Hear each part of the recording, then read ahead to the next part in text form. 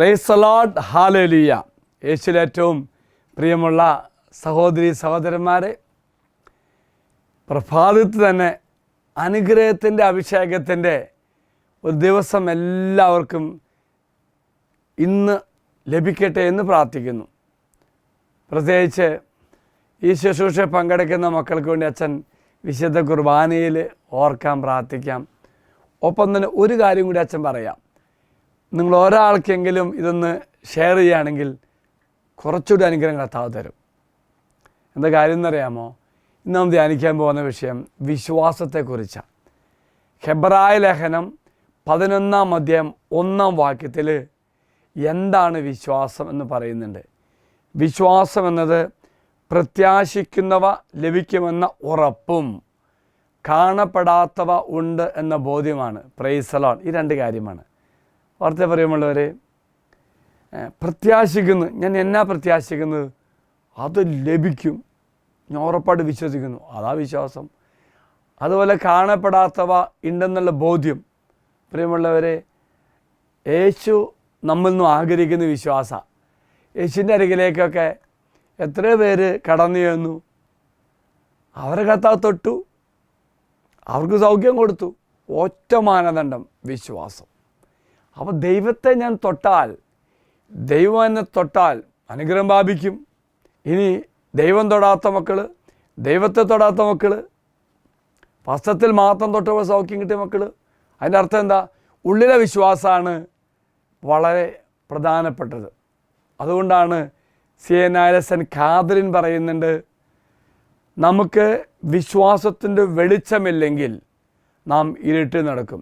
അപ്പോൾ വിശ്വാസമാകുന്ന വെളിച്ചം എന്നിലുണ്ടെങ്കിൽ നമ്മൾ അന്ധകാരത്തിലാണെന്ന് പറയുന്നത്. അവർക്ക് ഈ സാഹചര്യത്തിൽ പകൽ രാത്രിയായി തീർന്ന അന്ധന്മാരെ പോലെ ആകും. പാവം അന്ധന്മാർക്ക് രാത്രിയും പകലും ഒരുപോലെയാണ്. അപ്പോൾ നമുക്ക് പകലും രാത്രിയും ഒക്കെ അന്ധതയിൽ, അതായത് പാപത്തിലാകും.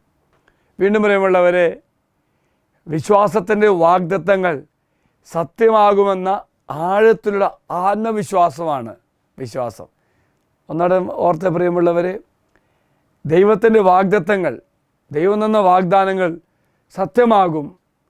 അങ്ങനെ സത്യമാകുമെന്നുള്ള ആത്മവിശ്വാസം അത് ആഴത്തിലാകണം. അപ്പോൾ ആഴത്തിലുള്ള ആത്മവിശ്വാസം നമുക്കുണ്ടാകുന്നതാണ് വിശ്വാസം. ഒപ്പം വിശ്വാസം പ്രതീക്ഷിക്കുന്ന കാര്യങ്ങൾ ഉറപ്പും കാണാത്ത കാര്യങ്ങൾ ബോധ്യമാണ്. Praise the Lord. എങ്കിൽ പ്രിയമുള്ള സഹോദരി സഹോദരന്മാരെ, ഈ വിശ്വാസം അദൃശ്യനായ ദൈവം യാഥാർത്ഥ്യവും സത്യമാണെന്ന ബോധ്യമാണ്. കൂടാതെ നാം വിശ്വസിക്കുന്നതും പ്രതീക്ഷിക്കുന്നതും കർത്താവ് തരും. അത് ഉള്ളിലൊരു തെളിവാണ് വിശ്വാസം. അലപ്രമായിട്ടും വിശ്വാസം എന്ന വാക്ക് ഗ്രീക്ക് പദത്തിൽ തെളിവെന്നാണ് അർത്ഥമാക്കുന്നത്. പ്രിയമുള്ളവർ, ഈ വിശ്വാസത്തിന് ഒരാത്മീയ ദർശനം കൂടിയുണ്ട്. എൻ്റെ എല്ലാ കാര്യങ്ങളിലും ദൈവത്തിൻ്റെ വിരലടയാളങ്ങൾ ആത്മീയമായി കാണുവാൻ എനിക്ക് സാധിക്കും. ഇതാണ് വിശ്വാസം. നമുക്ക് പ്രാർത്ഥിക്കാം.